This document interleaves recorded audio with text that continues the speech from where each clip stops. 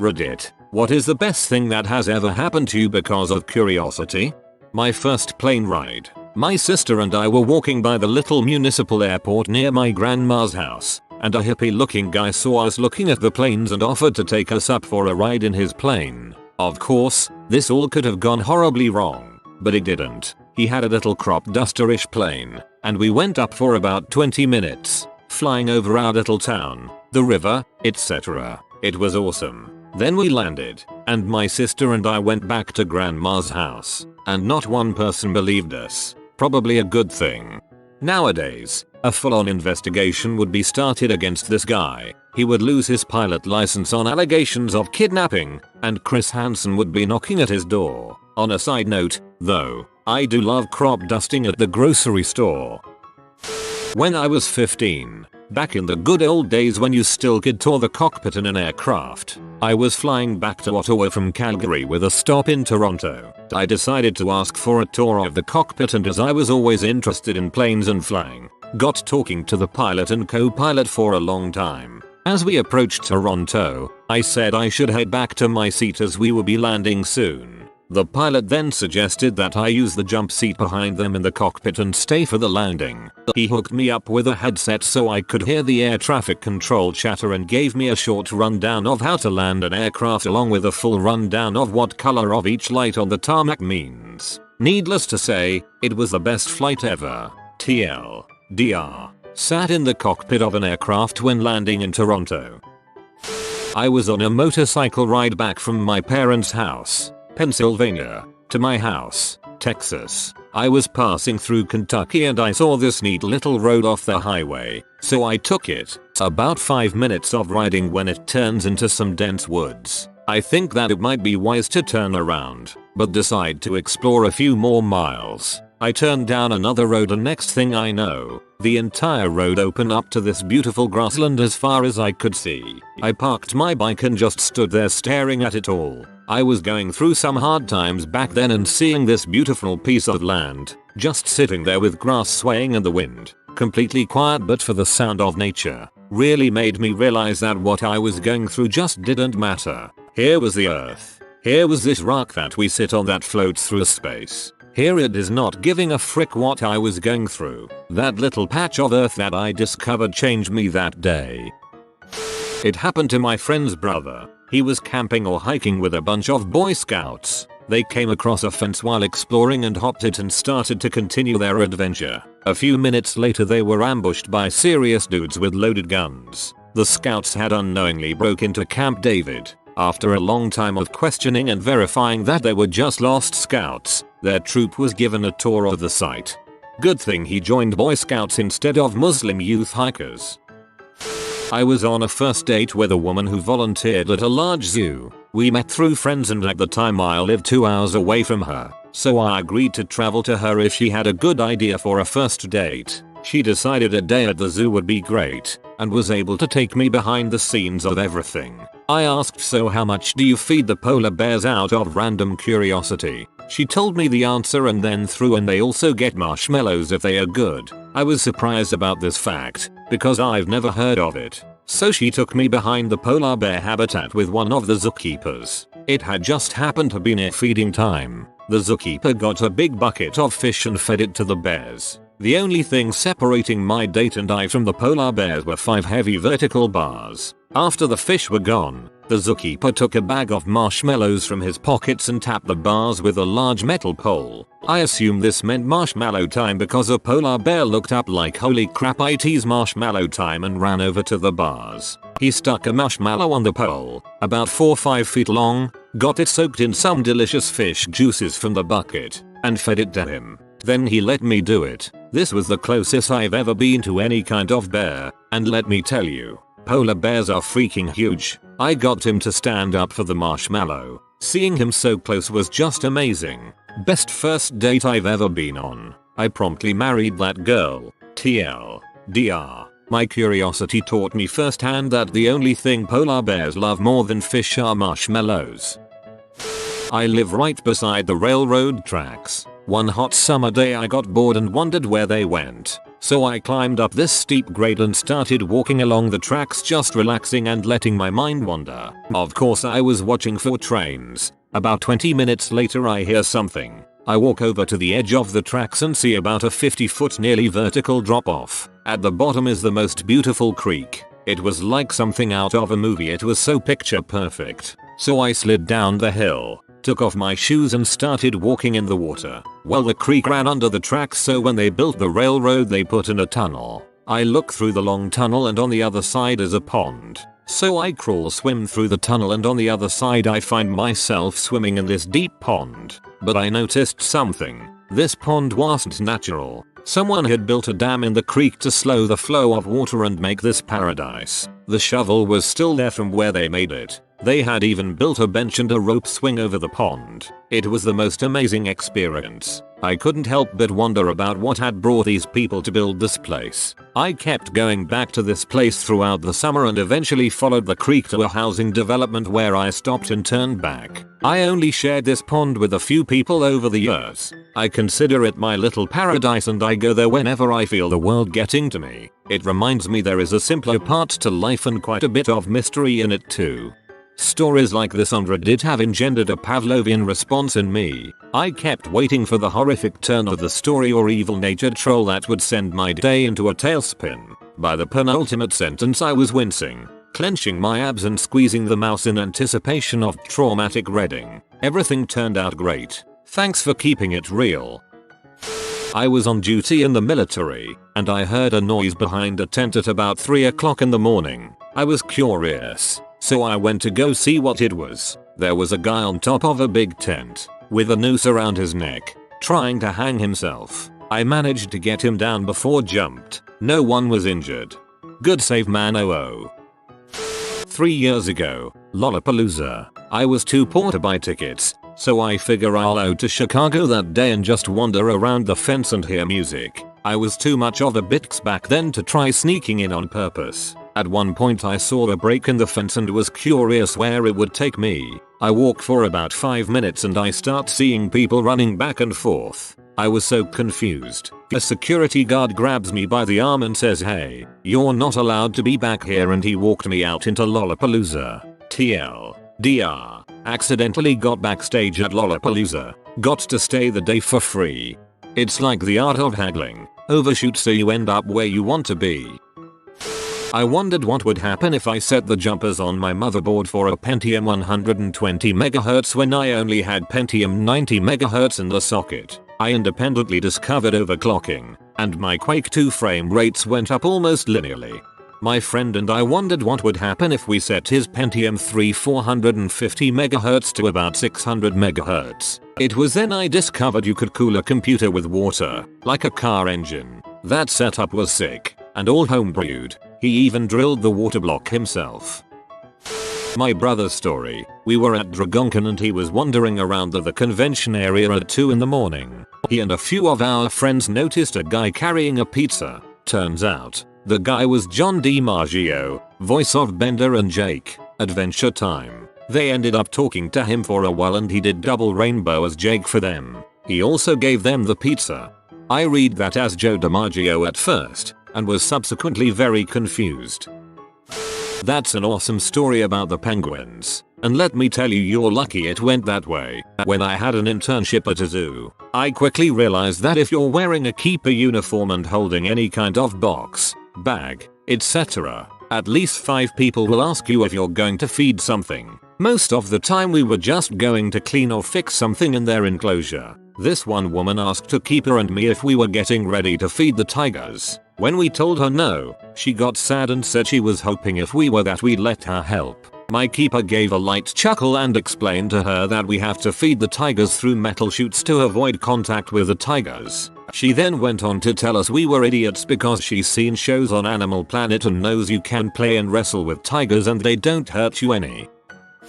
I once bumped into a colleague who was retiring from a job I would have killed for. I casually asked who was replacing him. He asked me if I wanted the job. 3 weeks later his boss phoned me and set up an interview. That was almost 3 years ago. I love my job.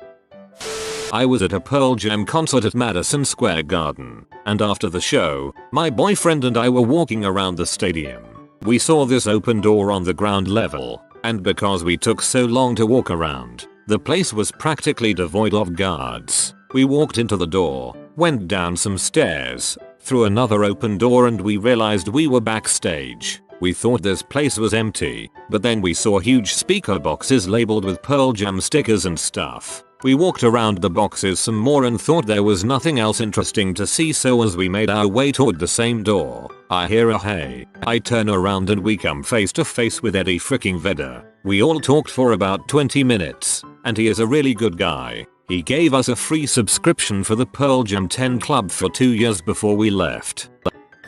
I occasionally played Tribes with a guy who was new into being an editor at a smallish tech blog back in 2005. I was in college looking for something to do and asked if he needed an intern. Spent a few years as a staff writer at the blog, Gizmodo, which led me into my career as a journalist. Currently work as an editor and reporter at a major metro newspaper. So, curiosity made my career. I was about 14-15 at the time. Can't remember exactly. One night, just before going to bed, I decided purely out of the blue that I would get up at 4 o'clock to go watch the stars for a while. This was in late October, just in time for the Oddities. I had no idea. I also managed to catch very slight and weak northern lights, but northern lights nevertheless. This was at a latitude of about 47-48 degrees, so they don't happen very often. It's kinda random, but because of the hobby my wife and I have, we constantly have amazing things happen to us that are awesome. We are arc hounds, so it's in our best interest to be curious. Example 1. In Mt. Ida, Arkansas, doing digs for quartz crystals. It's the last day we are there, Sunday, and we should drive back. We stop by a rock shop and we still have the bug to dig after digging for the past 5 days. The lady behind the counter tells us that we can go to their quartz mine, but to keep quiet and be careful because no one is up there to supervise, which is against some rules. We get up to the mine after driving this insane dirt road on the side of one of the mountains in the area, and see that they had just dug a fresh pit along a huge quartz vein but hadn't cleaned it out yet. Ended up with dozens of the most amazing quartz clusters that we had ever found, including a huge 50-pound cluster. Example 2. Wife is driving around and sees a creek bed that she wants to explore that is about 10 minutes from our house. Parks along the side of the road and starts walking along the bank of the river about half a mile and comes to a hillside that has been washed away. Sees some rocks sticking out of the hill in an unusual manner. Calls me. I grab our gear and get to her location and realize she has found a huge concentration of nodules. These nodules range in size from baseball to 60 pounds. Inside almost every nodule is some sort of fossil fragment or complete fossil that is perfectly preserved. Every time it rains, we go out and collect amazing quality ammonites, museum grade, and other various pieces of material. I could go on, but the point is, being curious is always amazing, and I can't possibly say that there is only a single thing that I could classify as the best thing ever. Rather, an entire list of amazing various things that have happened in my life that have been a result of being curious. Nodule. Not the best, but a weird story. Randomly struck up a conversation with a dude in a sandwich place. He asked me for $5. I gave him $1. He then returned my money because he said he was testing me and gave me two $30 gift certificates to Staples and a little baggie of weed. He said if I actually gave him $5 it meant I was a B, but if I gave him nothing it meant I was cold-hearted or something. The guy was pretty insane. I guess n equals 0.00547. I was running back to my apartment through the pouring rain and spotted some trash a few meters out of my way in the grass. I changed course to go pick it up to throw it away. It turns out it wasn't trash. It was $5.20 bills folded up just sitting there. That was money for a drug drop. The dealers now want to find you and kill you. Send me those 520s and I'll make them go away. Prince Mustafa of Libya. I heard some faint music outside my house, so my buddy and I followed it for blocks. Turns out, it was a fair. We rode the Ferris wheel. The worst was when I pushed a mysterious button in a hallway as a kid. Turned out to be a live light socket. I heard some faint music outside my house, so my buddy and I followed it for blocks. Turns out, it was a fair. We rode the Ferris wheel. You should read something wicked this way comes. There was a box that sat near the dumpster out behind where I live. It was there for years before I decided to open it. Inside was $27 in quarters. That was a great day. You robbed some homeless person of their life savings. I met the love of my life. Typically I am not very forthright with women, but my curiosity got the better of me about something she had done at work. We worked together at a time, which I normally would not have questioned, and the conversation led to the most intense and satisfying romantic experience of my life. Here's to it being the last one as well. I got an email account my freshman year in college and was curious about how the funky computer I was logging into worked, so I started reading the docs by running a command called man. About 15 years later, I look back and realize this led directly to a successful career in software engineering and all the wealth I could have reasonably wanted. Way to man up. Well, I'm not sure if this will work out for me in the end, but getting into law school, my girlfriend was studying for the LSATs, and partially out of boredom but also to see what it was like, I decided to take a practice one alongside her. I ended up doing really well on everything but the logic games, which are usually the ones most people actually have to study and learn for the test. I hadn't considered law school until that point, but I was kind of wavering on what to do after undergrad, and it really got me thinking about it. A couple years later and here I am. I stumbled right into a world record setting zombie congregation in Fremont, WA while on a trip to Seattle. Best afternoon spent. This is partially curiosity and partially reading the little pamphlets that they give to tourists when you tour buildings in Washington DC. I'm a violinist, and so when I was reading the Library of Congress pamphlet and noticed that they have some of the best and rarest violins, violas and cellos in the world, I had to figure out a way to get in and see them. I was with my mom, who followed me around for about 30 minutes as I tried to figure out which room they were in and finally started asking the workers where they were. I asked one person, who asked another person, who asked another person who had the key to the room. I of course had to explain to all these people that I play violin so they would let me in. I finally found someone who had the keys, and they let me into a small room where there were a few violins, violas and cellos in humidified glass cases on the walls. Sadly, I didn't get to touch any of them, but I got to see some of the rarest and most expensive Amatis, Guarneris and Stradivarius in the world. It was awesome. I once picked up an empty squished cigarette package that was lying on a sidewalk. I don't smoke. There was $80 tucked inside. When I was a little kid, my brother and I were at the pizza parlor playing video games when the vendor came to collect the quarters. When we went over to watch what he was doing, he spilled his bucket of coins all over the place. We helped him pick up the quarters and afterwards he put like 50 credits on Metal Slug in the Simpsons game. We went apeshit for hours. Oh, and he opened up the candy claw game and let us grab handfuls of candy. I got to hang out with Pirappa the Rapper. I heard about a game release party by Sony in NYC. I took a bus, train and walked down to the Bowery only to realize the press release failed to point out it was invitation only. I walked around back, picked up a box and helped people move instruments inside. I then hid backstage and watched the show. It turns out it was the Pirappa the Rapper release party and I spent the next 2 hours hanging out with Chop Chop Onion, Pirappa and Sunny Funny. I had brought my PSX with me, so they all signed it and I was given a huge bag of promos by them. Best day ever.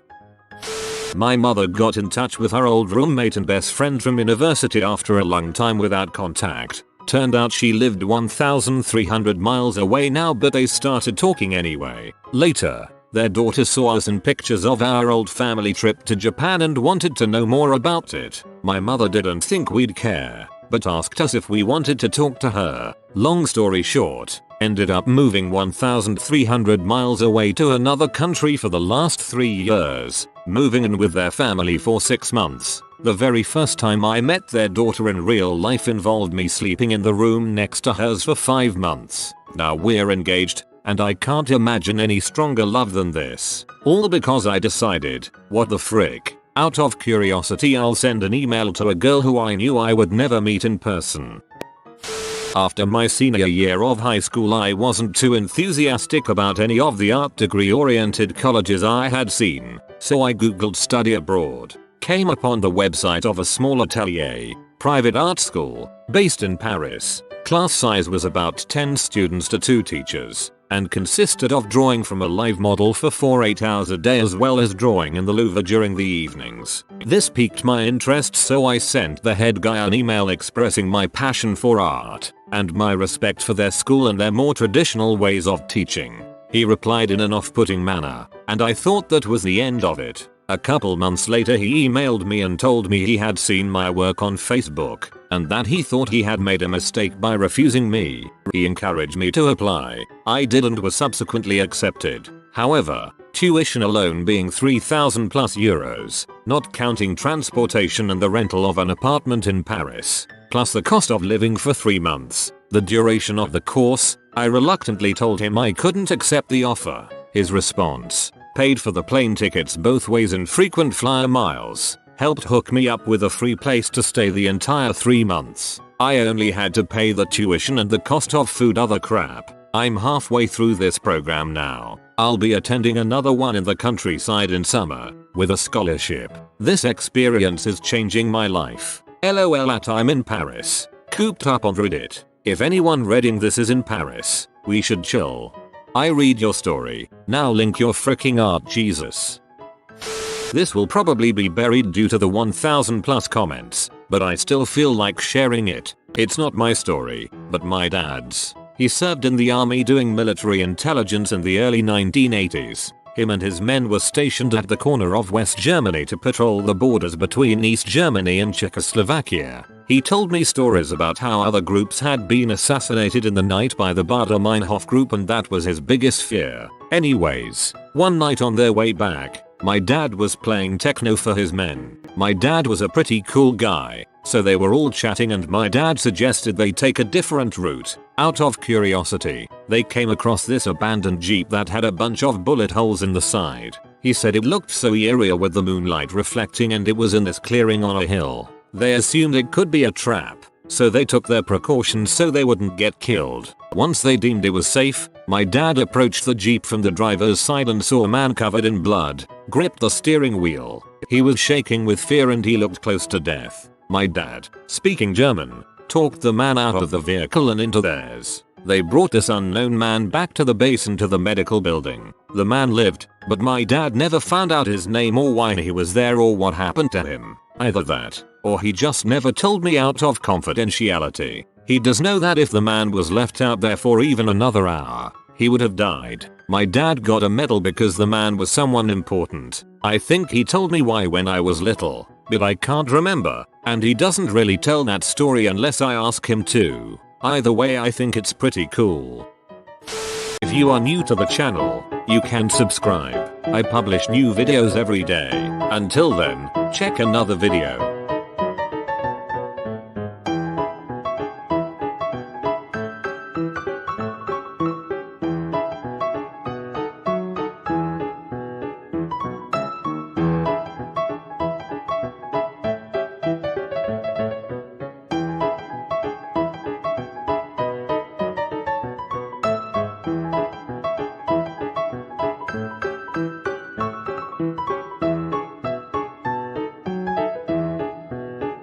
Bye for now.